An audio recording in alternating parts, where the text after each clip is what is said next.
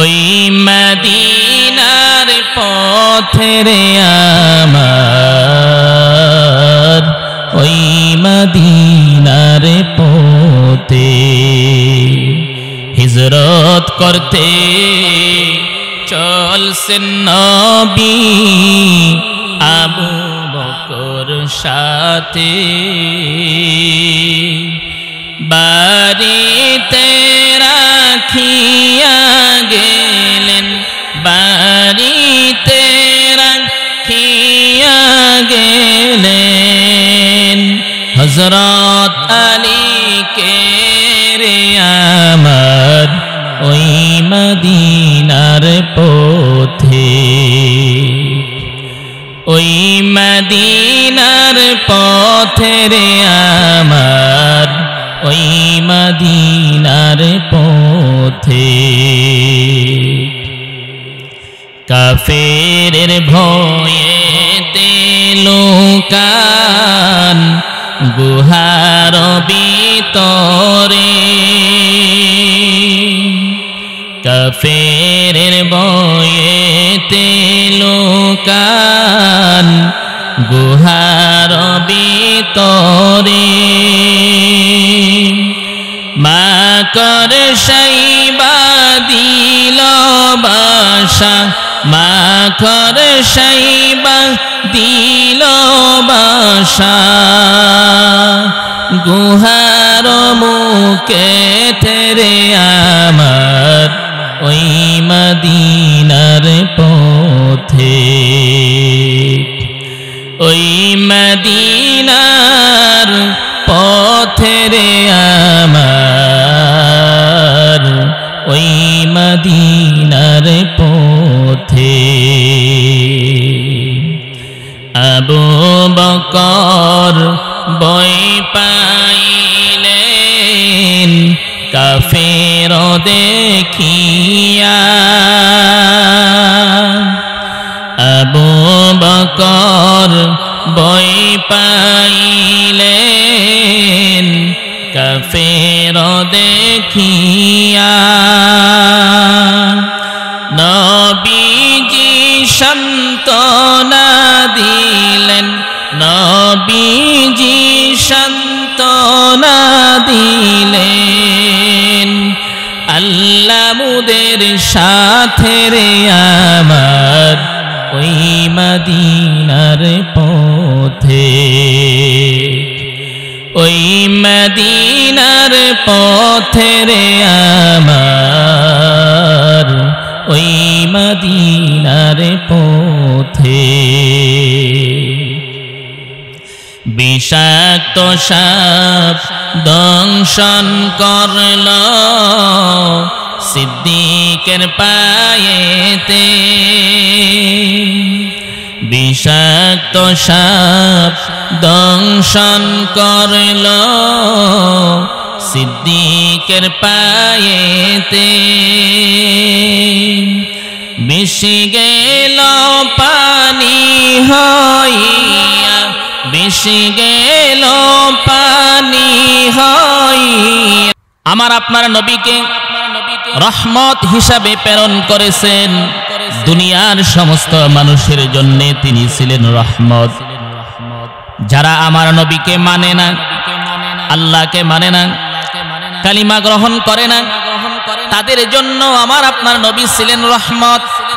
তাদের জন্য আল্লাহর নবী বদদুয়া করেন নাই, বরংস আল্লাহর দরবারে দোয়া করে গেছেন, আল্লাহ, ওগো আল্লাহ, আমি দুনিয়ার থেকে বিদায় হয়ে গেলে,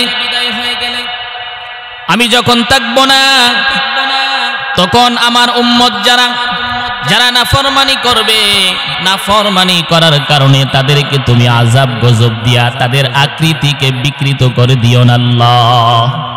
আমরা যে আজ স্ব আকৃতিতে আছি, সকাল থেকে সন্ধ্যা, সন্ধ্যা থেকে সকাল পর্যন্ত শুধু নাফরমানির মধ্যে ডুবে আছি। আল্লাহ তাআলার কোনো হুকুম আমরা মানি না। ফজরের নামাজ পড়ি না, হাজার হাজার লোক আছি।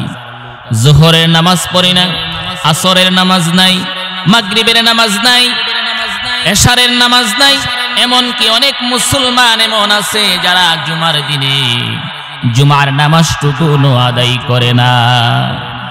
এমন অনেক মুসলমান আছে আল্লাহ তাআলার হুকুম প্রত্যেক দিন তারা অমান্য করে, দিনে অমান্য করে, রাতে অমান্য করে, বছরের পর বছর আল্লাহ তাআলার হুকুম না মানার পরেও আল্লাহ তাআলা আযাব আর গজব দিয়ে আমাদের আকৃতিকে বিকৃত করে দেয় না। এর কারণ হলো আমাদের নবীর দোয়ার বরকতে আমরা স্ব আকৃতিতে এখনো বেঁচে আছি। সুবহানাল্লাহ। শুধু তাই না, আমার আপনার নবী তিনি পশু পাখিদের জন্য তিনি ছিলেন রহমত। একদিন আল্লাহর হাবিব একটি বাগানে গেলেন। বাগানে যাওয়ার পরে একটি উট কান্না করতে করতে রাসূলের দরবারে আসলো। আয়েশা বলল, ইয়া রাসূলুল্লাহ, ইয়া হাবিবাল্লাহ, ওগো আল্লাহর হাবিব, আল্লাহর নবী, আমার মালিক তার জন্য আপনার দরবারে অভিযোগ করতে আসছি। আল্লাহর নবী বললেন, কি অভিযোগ তুমি তোমার মালিকের নামে করবা? উট আল্লাহর নবীর দরবারে আয়েশা বলতেছে, ইয়া রাসূলুল্লাহ, ইয়া হাবিবাল্লাহ, ওগো আল্লাহর হাবিব, আল্লাহর নবী, আমার যে মালিক আছে এই মালিক আমি উটকে দিয়া সে কাজ করাই বেশি আর খাবার দেই কম।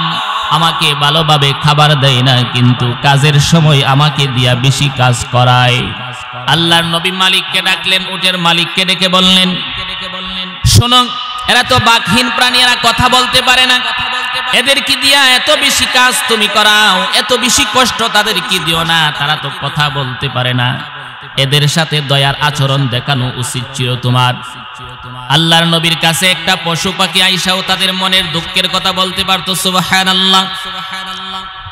পশু পাখিরাও রাসূলের জন্য তারা আল্লাহর নবীর আল্লাহ তাআলা যে রহমত হিসাবে প্রেরণ করেছেন তাদের বাগী পশু পাখিরা পর্যন্ত পেয়েছেন। সুবহানাল্লাহ। শুধু তাই না, এখনো তো অনেক মানুষ বৃদ্ধদেরকে সম্মান করে না। আমার আপনার নবী এই জামানাতে আগমন করার আগে এমন একটা জামানা ছিল যে মানুষ বৃদ্ধদেরকে সম্মান করত না, মানুষকে সম্মান করত না, মানুষকে ইজ্জত করত না।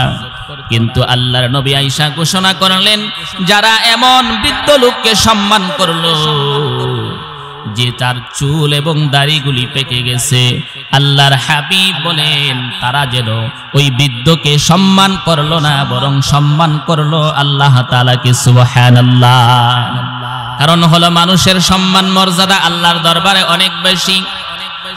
আমরা জানি কাবা ঘরের দাম বেশি, কিন্তু আল্লাহর নবী বললেন, ওরে কাবা, আমি জানি তোমার ইজ্জত, তোমার সম্মান আল্লাহর দরবারে অনেক অনেক বেশি, কিন্তু ওই কাবা ঘরের মালিকের কসম কেটে আমি নবী বলতেছি যে এই কাবা ঘরের চাইতে একটা মানুষের সম্মান মর্যাদা আল্লাহর দরবারে অনেক বেশি। সুবহানাল্লাহ।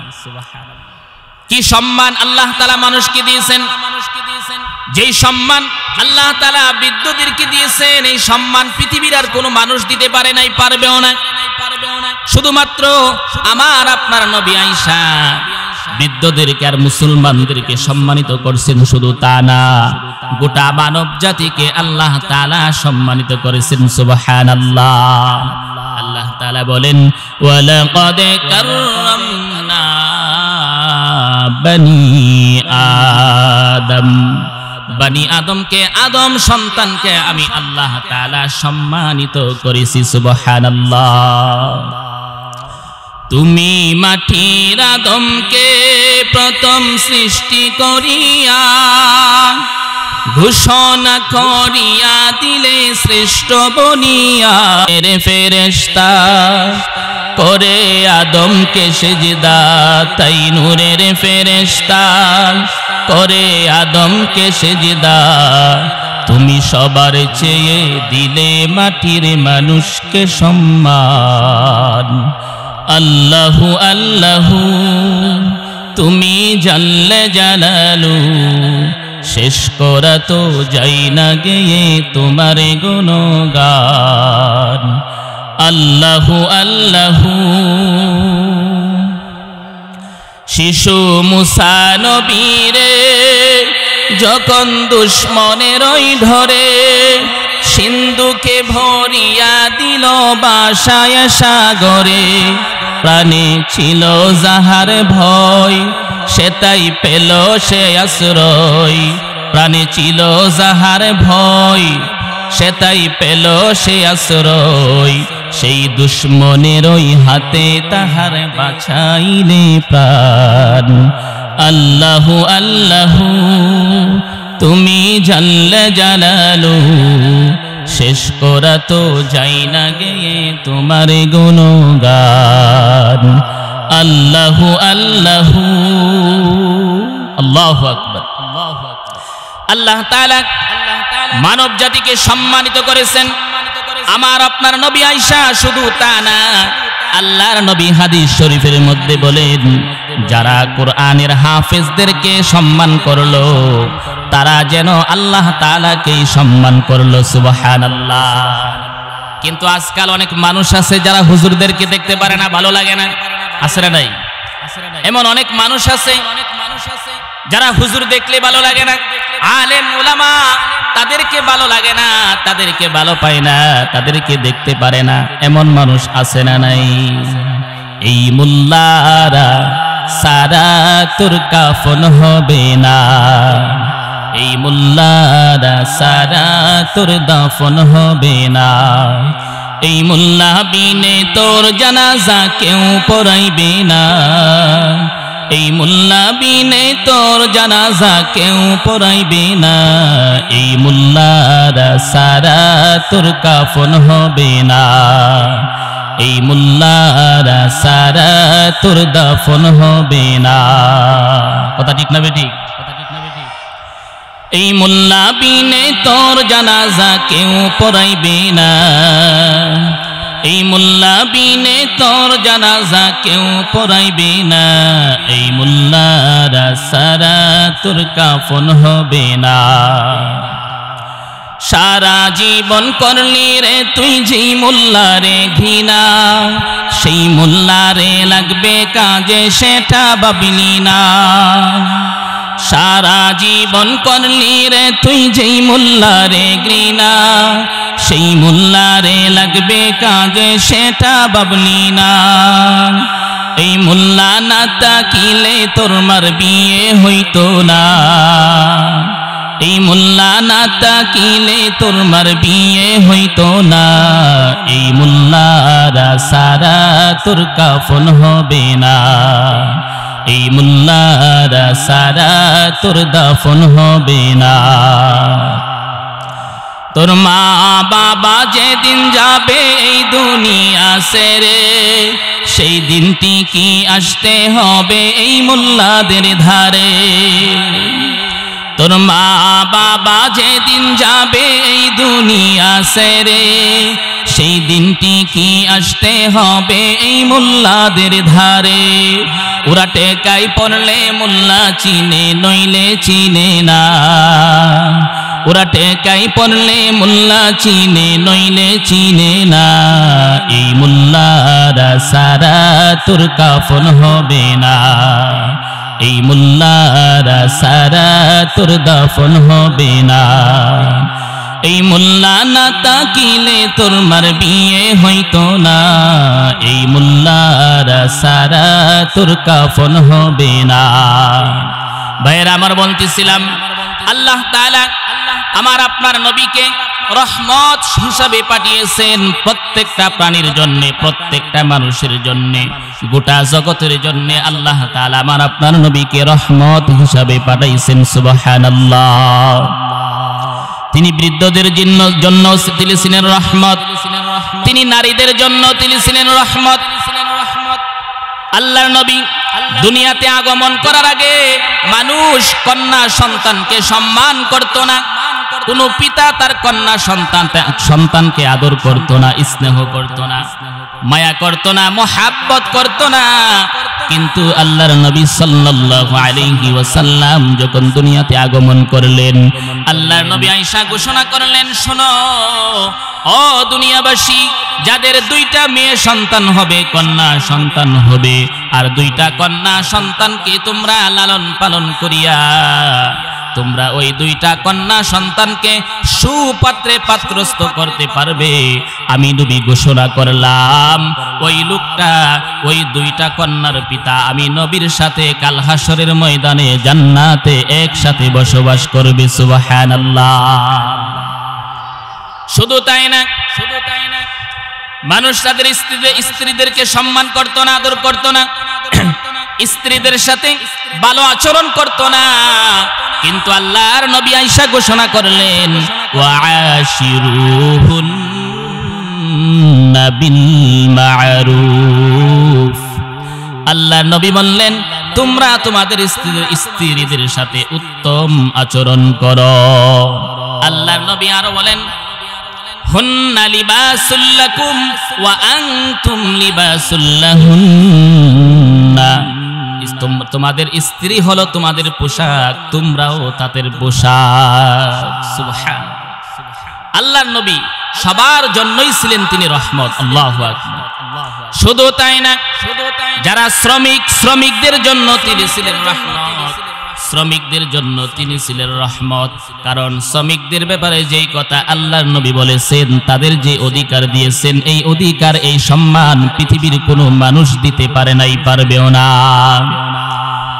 আল্লাহর নবী সাল্লাল্লাহু আলাইহি ওয়াসাল্লাম ঘোষণা করলেন, একদিন এক সাহাবী, গরীব সাহাবী আয়েশা রাসূলুল্লাহ সাল্লাল্লাহু আলাইহি ওয়াসাল্লামের কাছে আয়েশা রাসূলকে সালাম দিল। সালাম দেওয়ার পর রাসূলুল্লাহ সাল্লাল্লাহু আলাইহি ওয়াসাল্লামের সাথে মুসাফা করলেন। মুসাফা করার পর আল্লাহর নবী তাকায়া দেখলেন ওই সাহাবীর হাত বড় শক্ত হয়ে আছে। আল্লাহর নবী সাল্লাল্লাহু আলাইহি ওয়াসাল্লাম জিজ্ঞাসা করলেন, ও সাহাবী, তোমার হাত এত শক্ত হয়ে আছে, তার কারণ কি? তখন সাহাবী ডেকে বলে, ইয়া রাসূলুল্লাহ, ইয়া হাবিবাল্লাহ, ওগো আল্লাহর হাবিব, আল্লাহর নবী, আমি তো পাহাড়ে থাকি, পাহাড়ে পাথর ভেঙ্গে ভেঙ্গে আমি আমার জীবন যাপন করি, আর পাথর ভাঙতে ভাঙতে আমার হাত এই যে শক্ত হয়ে গেছে। তখন আল্লাহর হাবিব তার দিকে তাকাইলেন এবং তাকে বললেন, আল কাসিবু হাবিবুল্লাহ। ও সাহাবী শোনো, আল্লাহ তাআলা যেই ব্যক্তি নিজ হাতে কর্ম করে, নিজ হাতে কামাই করে, ওই ব্যক্তি হলো আল্লাহ তাআলার বন্ধু। সুবহানাল্লাহ। শ্রমিকের মর্যাদা দিয়েছে। যারা শ্রমিক এই পৃথিবীতে শ্রম দেয়, প্রত্যেক দিন কাজ করে, কঠোর পরিশ্রম করে, পরিশ্রম কইরা তাদের খাবার জুটায়। আল্লাহর নবী বলছেন, যারা নিজ হাতে কামাই করে তারা সাধারণ লোক না, তারা হলো আল্লাহ তাআলার বন্ধু। সুবহানাল্লাহ। শুধু তাই না, এমনি করে আল্লাহর নবী সবার জন্য তিনি ছিলেন রহমত, শিশুদের জন্য তিনি ছিলেন রহমত। আল্লাহ নবী সাল্লাল্লাহু আলাইহি ওয়াসাল্লাম এক হাদিসের মধ্যে বলেন, যারা আমি নবীর উম্মত হিসাবে দাবি করে অথচ তারা ছোটদেরকে আদর করে না, স্নেহ করে না, আল্লাহ নবী ঘোষণা করলেন তারা আমার উম্মত না, তারা আমার দলভুক্ত হতে পারে না। সুবহানাল্লাহ। আল্লাহ নবী সাল্লাল্লাহু আলাইহি ওয়াসাল্লাম এমনি করে সবার জন্য তিনি ছিলেন রহমত। জিবরাইল একদিন রাসূলের কাছে আসলো, আসার পরে জিবরাইলকে আল্লাহর নবী ডেকে বললেন, ওরে জিবরাইল, আল্লাহ তাআলা তো দুনিয়াতে আমাকে রহমত হিসাবে প্রেরণ করেছেন, সবার জন্য তিনি আমাকে রহমত বানিয়ে পাঠিয়েছেন। তো আমি আসার দ্বারা তুমি কি রহমত পেয়েছো? তোমার কি উপকার হয়েছে? তুমি কি উপকৃত হয়েছো? জিবরাইল আলাইহিস সালাম জবাব দিলেন, ইয়া রাসূলুল্লাহ, ইয়া হাবিবাল্লাহ, ওগো আল্লাহর হাবিব, আমি আপনার দ্বারা উপকৃত হয়েছি। কারণ হলো আপনি দুনিয়াতে আসার আগে আমি আমার নিজের ব্যাপারে খুব শঙ্কিত ছিলাম। আল্লাহর নবী সাল্লাল্লাহু আলাইহি ওয়াসাল্লাম জিজ্ঞাসা করলেন, তুমি কিভাবে উপকৃত হয়েছো? আল্লাহর নবী সাল্লাল্লাহু আলাইহি ওয়াসাল্লাম যখন জিজ্ঞাসা করলেন জিবরাইলকে, জিবরাইল ডেকে বলেন, ওগো আল্লাহর হাবিব, আপনি আসার পরে যখন কুরআনুল কারীম নাজিল হয়েছে, সেই কোরআনে আমি জিবরাইলের কথাও আমি জিবরাইলের সম্মানের ব্যাপারে আল্লাহ তাআলা কুরআনুল কারীমের আয়াত নাজিল করেছেন। সুবহানাল্লাহ। আল্লাহ তাআলা বলেন, ইন্নাহু লাকুরআনুন কারীম, এটা এমন একটা বাণী, সম্মানিত বার্তাবাহকের আনিত বাণী এটা।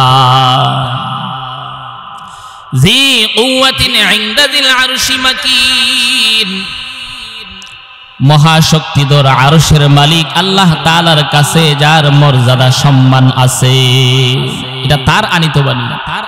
মুতাইন সাম্মা আমিন, সেই ফেরেশতাদের কাছে অনেক মান্যবর, ফেরেশতারা তাকে সম্মান করে। সুবহানাল্লাহ।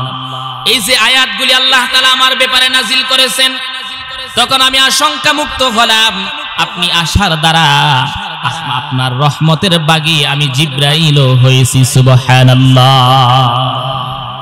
এমনি করে আমার আপনার নবী প্রত্যেকটা প্রাণীর জন্য এবং প্রত্যেকের জন্য তিনি ছিলেন রহমত। সুবহানাল্লাহ।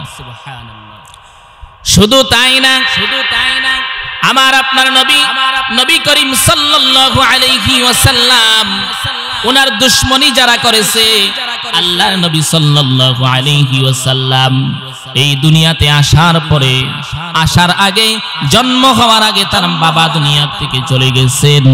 আবার যখন দুনিয়াতে আসলেন, আসার 6 বৎসর পরে তার মা দুনিয়ার থেকে বিদায় হয়ে গেল। এই মক্কার জমিনে আমার আপনার নবী অনেক কষ্ট করেছেন, অনেক কষ্ট করে ইসলামের দাওয়াত দিয়েছেন, কিন্তু কোনোদিন কোনো মানুষের জন্য তিনি বদদুয়া করেন নাই।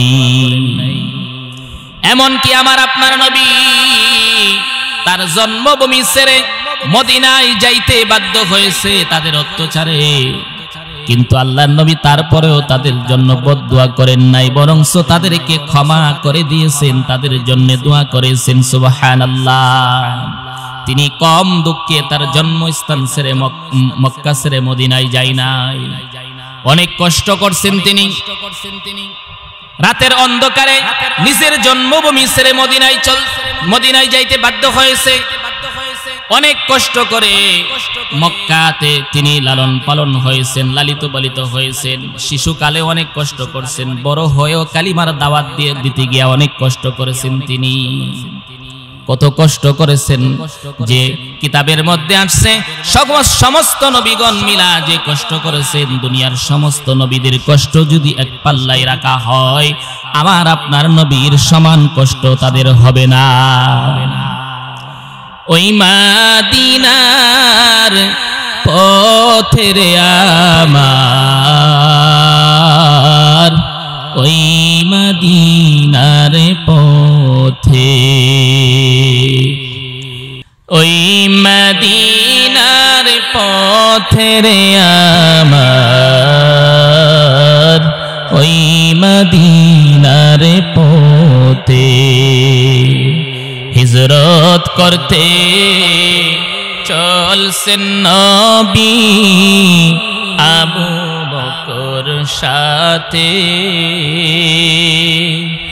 বাড়িতে রাখিয়া গেলেন, বাড়িতে রাখিয়া গেলেন হযরত আলীকে রে আমার, ওই মদিনার পথে, ওই মদিনার পথে রে আমার, ওই মদিনার পথে। কাফেরের ভয়েতে লুকান গুহার ভিতরে, কাফেরের ভয়েতে লুকান গুহার ভিতরে,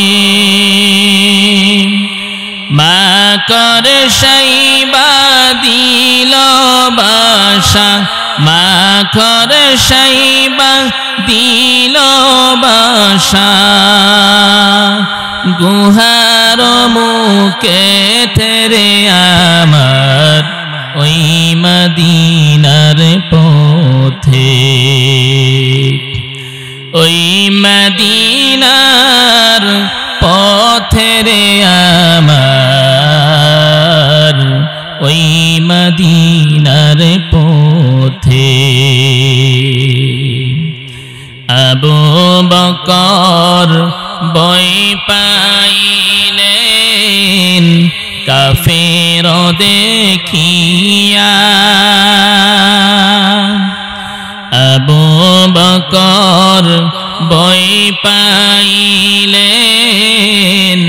কাফের দেখিয়া নবীজি সান্ত্বনা দিলেন নবীজি সান্ত্বনা দিলেন আল্লাহ মুদের সাথে রে আমার ওই মদিনার পথে ওই মদিনার পথে রে আমার ওই মদিনার পথে বিষাক্ত সাপ দংশন করল সিদ্দিকের পায়েতে বিষাক্ত সাপ দংশন করল সিদ্দিকের পায়েতে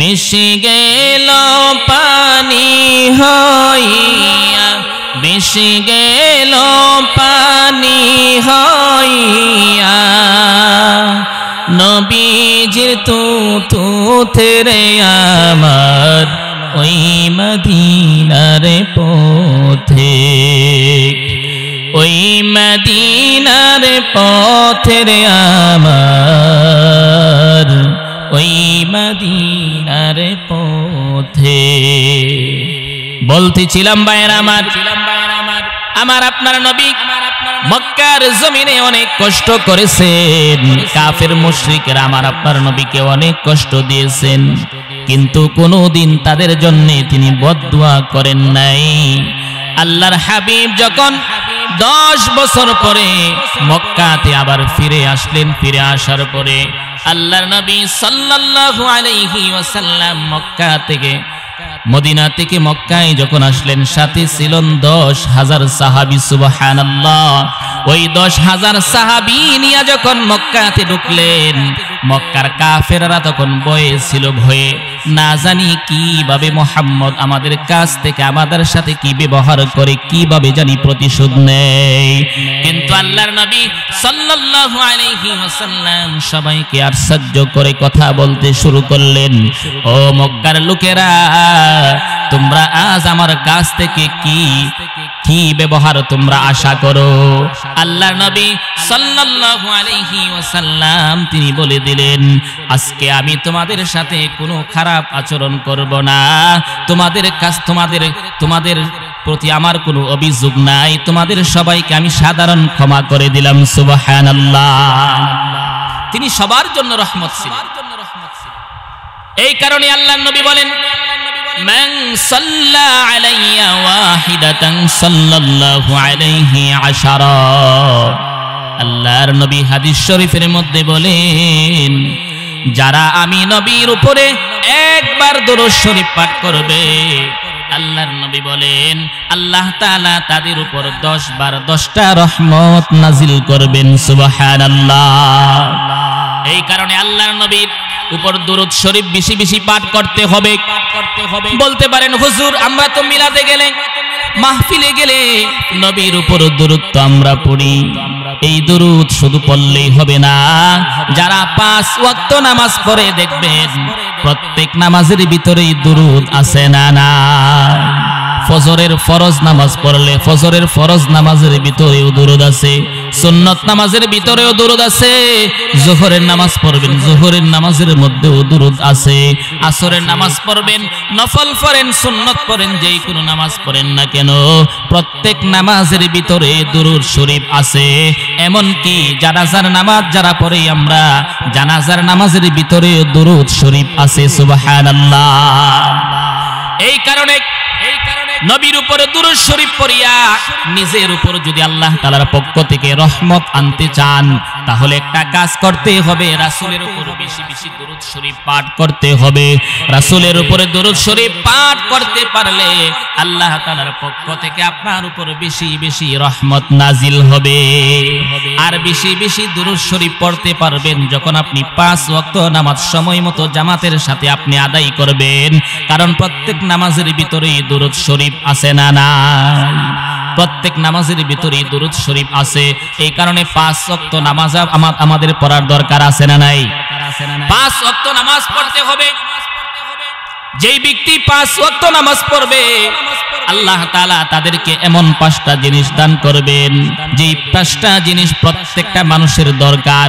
এর মধ্যে এমন একটা জিনিস আছে যে জিনিসটা প্রত্যেকটা মানুষের দরকার। পৃথিবীতে যত মানুষ আছে যারা ইসলাম মানে এবং ইসলাম মানে না, সকল মানুষের প্রয়োজন, সেটা হলো রিজিক।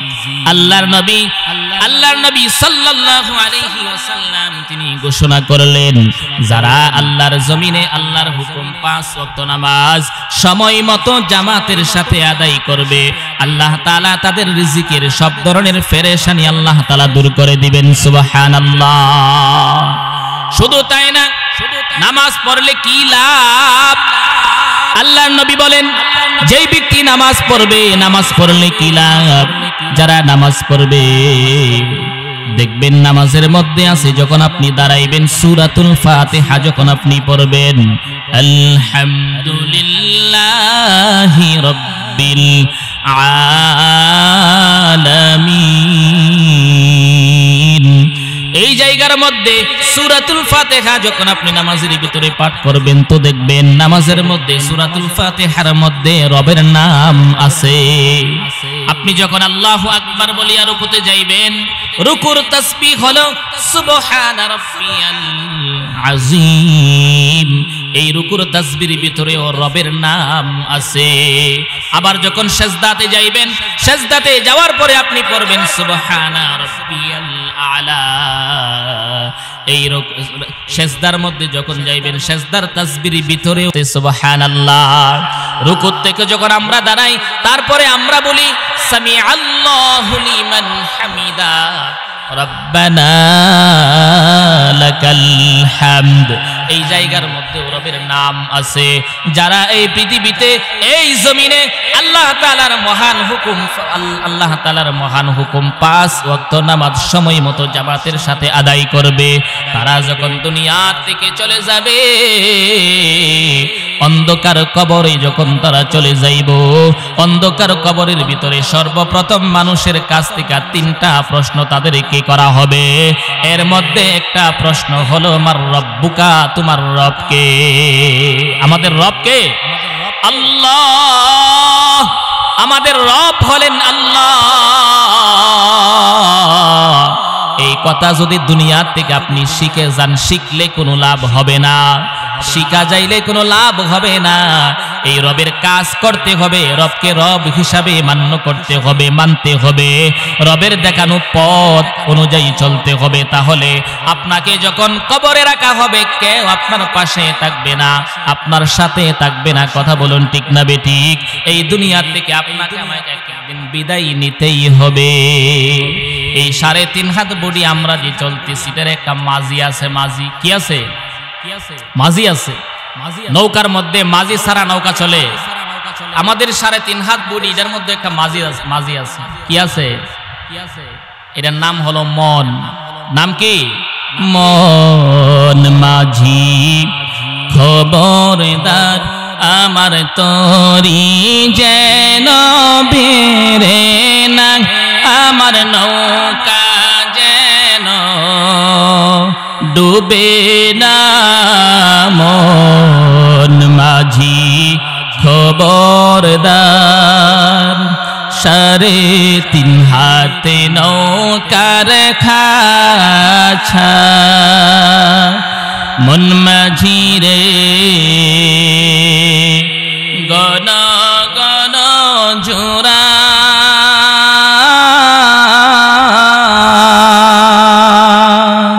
সেই নৌকা কান বাইতে আমার তো মন মাঝি রে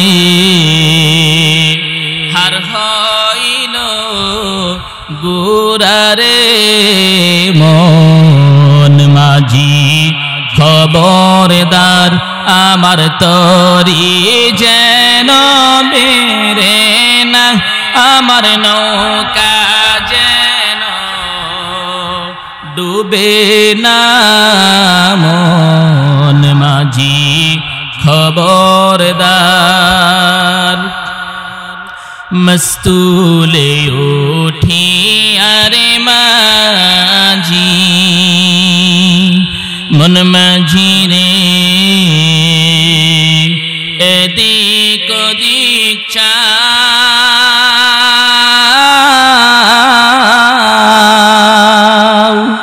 মস্তুলে উঠি আরে মাঝি, মন মাঝি রে এদিক ওদিক চাও,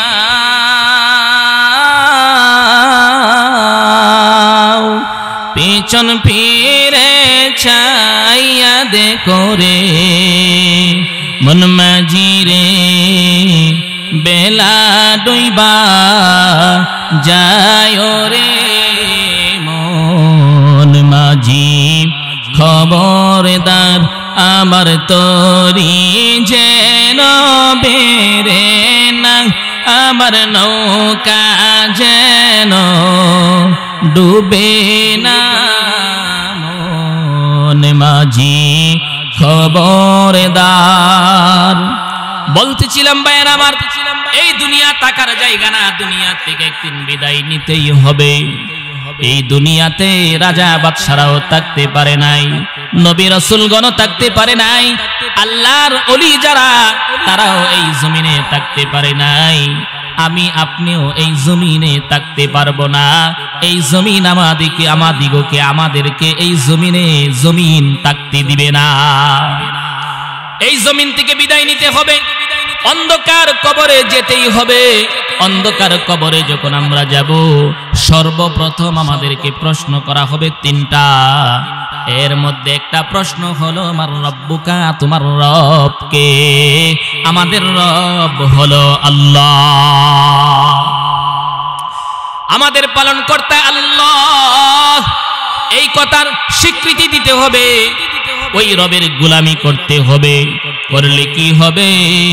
কবরে যখন আপনাকে আমাকে প্রশ্ন করা হবে, যারা 5 ওয়াক্ত নামাজের প্রত্যেক নামাজে রবের নাম উচ্চারণ করেছে, সূরাতুল ফাতিহার মধ্যে উচ্চারণ করেছে, রুকুর তাসবির মধ্যে সুবহানা রাব্বিয়াল আযীম বলে রবের নাম উচ্চারণ করেছে, সিজদার তাসবির মধ্যে সুবহানা রাব্বিয়াল আলা বলিয়া রবের নাম উচ্চারণ করেছে। এমনি ভাবে যারা 5 ওয়াক্ত নামাজে রবের নাম উচ্চারণ করে, আল্লাহ তাআলা ওই বান্দাদের জবান দিয়া কবরের ভিতরে প্রশ্নের জবাব তাদের জবান দিয়া অটোমেটিক বাহির করে দিবেন, রব আমার আল্লাহ। সুবহান। তাহলে সর্বপ্রথম যেই প্রশ্ন করা হবে, রবকে, তোমার রবকে ছিল, এই প্রশ্নের উত্তর যদি আপনি কবরে দিতে চান, রব আমার আল্লাহ, রব আমার আল্লাহ, এমনি ভাবে জপে জপে শিখলে কোনো কাজ হবে না, আপনাকে রবের কাজ করতে হবে। দ্বিতীয় নাম্বার প্রশ্ন করা হবে, তোমার নবী কে ছিল? এই প্রশ্নের জবাবও আমরা যারা শিখছি আমাদের নবী হযরত মুহাম্মদ সাল্লাল্লাহু আলাইহি ওয়াসাল্লাম। এটা শিখলে কাজ হবে না, এই দুনিয়ার থেকে শিখলে কোনো কাজ হবে না, শিখে গেলে কাজ হবে না। কাজ হবে কিভাবে? যেই নবীর উম্মত আমরা, যেই নবীকে আমরা নবী হিসাবে মানি, ওই নবীর সুন্নত অনুযায়ী জীবন যাপন করলে কবরে যখন আমাকে প্রশ্ন করা হবে তোমার নবী কে ছিল, তোমার নবীর নাম কি, অটোমেটিকলি আমার জবান দিয়া আল্লাহ তাআলা বার করে দিবেন নবী হলো মুহাম্মাদুর রাসূলুল্লাহ সাল্লাল্লাহু আলাইহি ওয়াসাল্লাম। আমার প্রাণের ভাইরা, আমরা তো রাসূলের সুন্নত নিয়ে গবেষণা করি না, সুন্নত মানতে চাই না। সুন্নতের মধ্যে কি উপকার আছে, ডাক্তার যারা, বিজ্ঞান যারা, তারা রিসার্চ করে দেখেছে আল্লাহর নবী সাল্লাল্লাহু আলাইহি ওয়াসাল্লামের যত সুন্নত আছে প্রত্যেকটা সুন্নতের মধ্যে দুনিয়া এবং আখিরাতের কল্যাণ নিহিত আছে। সুবহানাল্লাহ। একটা সুন্নতের কথা বলি, মনোযোগ দিয়ে শুনেন, যারা মা বোনেরা আছেন তারাও শুনেন। আমরা যখন রাতের বেলায় ঘুমাতে যাই, রাসূলুল্লাহ সাল্লাল্লাহু আলাইহি ওয়াসাল্লামের একটা সুন্নত হলো ডান কাত হয়ে শোয়া। এই যে আপনাদের মাদ্রাসা আছে, এই মাদ্রাসার মধ্যে দেখবেন, যেই কোনো মাদ্রাসায় গেলে দেখবেন উস্তাদরা তাদের ছাত্রদেরকে শিক্ষা দেয় যে ডান কাতে শুতে হবে। এটা সুন্নত, এটা হলো রাসূল সাল্লাল্লাহু আলাইহি ওয়াসাল্লামের সুন্নাহ যে ঘুমাইতে গেলে ডান কাতে শুতে হয়, শুইতে গেলে ডান কাত হয়ে শোয়ার উপকারিতা। যারা ডাক্তার, যারা রিসার্চ করেছে ভালো করে খেয়াল করবেন, আমাদের হার্ট যে আছে এই হার্ট কিন্তু বাম দিকে আছে, ডান দিকে না বাম দিকে? বাম দিকে। এই হার্ট মানুষের খুবই প্রয়োজনীয় একটা জিনিস। হার্ট অ্যাটাক হইলে মানুষ মারা যায়। এমন অনেক মানুষ আছে রাতের অন্ধকারে যখন ঘুমায় সুস্থ ছিল, হঠাৎ করে সকাল বেলায় খবর হয়ে যায় ঘুমের ভিতরে, ঘুমের মধ্যে সে হার্ট অ্যাটাক হয়ে দুনিয়া থেকে বিদায় হয়ে গেছে। এমন অনেক খবর আমরা শুনি। ঘুমের ঘরে নাই, সুস্থ মানুষ ঘুমাইছে, ঘুম থেকে আর উঠতে পারে নাই, চিরদিনের জন্য সে ঘুমায়া গেছে। যদি ঘুমের ঘরে এই হার্ট অ্যাটাক থেকে আপনি বাঁচতে চান, আপনাকে অবশ্যই রাসূলুল্লাহ সাল্লাল্লাহু আলাইহি ওয়াসাল্লামের সুন্নত মেনে ঘুমাতে হবে। যারা ডাক্তার, যারা বিজ্ঞান, তারা রিসার্চ করে দেখেছে, তারা বলেছে যে রাসূলুল্লাহ সাল্লাল্লাহু আলাইহি ওয়াসাল্লামের এই যে একটি সুন্নত ডান কাতে শোয়া, এর কারণ কি, এর উপকারিতা? এর উপকার হলো আপনি যখন ডান কাত হয়ে শোন তখন দেখবেন আপনার বাম দিকে যে হাড় আছে এটা হাড়টা উপর দিকে থাকে, উপরে থাকে। উপরে যখন কোনো জিনিস থাকে এটার উপর কোনো চাপ পড়ে না, প্রেসার পড়ে না। এটার মধ্যে কোনো প্রেসার না পড়ার কারণে হার্ট অ্যাটাক হওয়ার সম্ভাবনা কম থাকে। শুধু তাই না, শুধু একটু চিন্তা করে দেখুন আল্লাহ তাআলা মানুষকে কত সুন্দর করে সৃষ্টি করেছেন। আল্লাহ তাআলা মানুষকে বড় সম্মানী করে এবং সুন্দর করে বানাইছেন। সুবহানাল্লাহ। আল্লাহ তাআলা মানুষকে বানাইছেন, একটু তাকায়া দেখুন, আমাদের ডান হাতও আছে, বাম হাতও আছে, আছে না নাই? আসেন সামনে বসেন, আসেন সামনে বসেন, আইন আপনি সামনে বসুন, একটু খেয়াল করে দেখুন আল্লাহ তাআলা আমাদেরকে ডান হাত দিছে, বাম হাতও দিছে, কিন্তু ডান হাতে শক্তি বেশি না বাম হাতে শক্তি বেশি? ডান হাতে শক্তি বেশি, তার কারণ কি? বাম হাতে শক্তি কম, তার কারণ কি? কারণ কি কোনদিন আমরা কোন হুজুরকে জিজ্ঞাসা করেছি? আল্লাহ তো ইচ্ছা করলে দুনো হাতে শক্তি বেশি দিতে পারত, কিন্তু আল্লাহ তাআলা শুধুমাত্র ডান হাতে শক্তি বেশি দিয়া বাম হাতে আল্লাহ তাআলা শক্তি কম দিলেন। তার কারণ হলো আল্লাহর নবী সুন্নত হলো ডান কাত হয়ে শোয়া, আর বাম দিকটা উপরে তাকে ঘুমাইলে এই হাড় উপরে তাকে, হাড়ের মধ্যে কোনো প্রেসার পড়ে না। আল্লাহ তাআলা বাম হাতে শক্তি দিয়া এই কথা দুনিয়ার মানুষদেরকে, বিজ্ঞানদেরকে বুঝাইয়া দিছেন। আমি আল্লাহ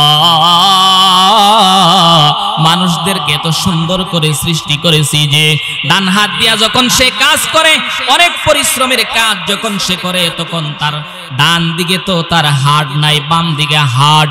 ডান দিকের হাত দিয়া শক্তি আছে, এই শক্তিওয়ালা হাত দিয়া বেশি বেশি কাজ করার কারণে তার হাড়ের মধ্যে কোনো প্রেসার পড়ে না। সুবহানাল্লাহ। বাম দিকে যদি আল্লাহ তাআলা শক্তি বেশি দিত, বাম হাত দিয়ে আমরা কাজ বেশি করতাম, আমাদের হাত দুর্বল হয়ে যাইত। সুবহানাল্লাহ।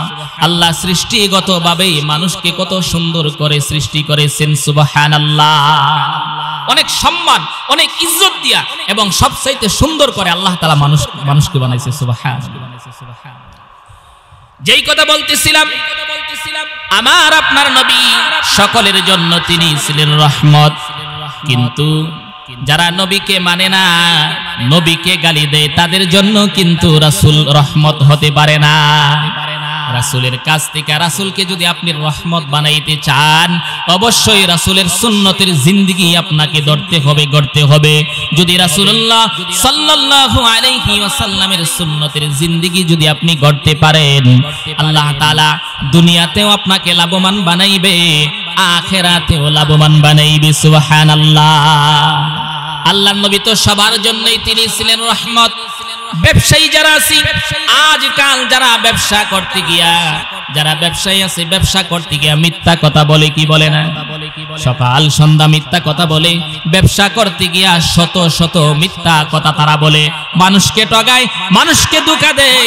অনেক মানুষ আসে ব্যবসা করতে গিয়া ওজনে মানুষকে কম দেয়। এমন অহরহ হাজার হাজার ব্যবসায়ী আছে যারা মানুষের সাথে প্রতারণা করে।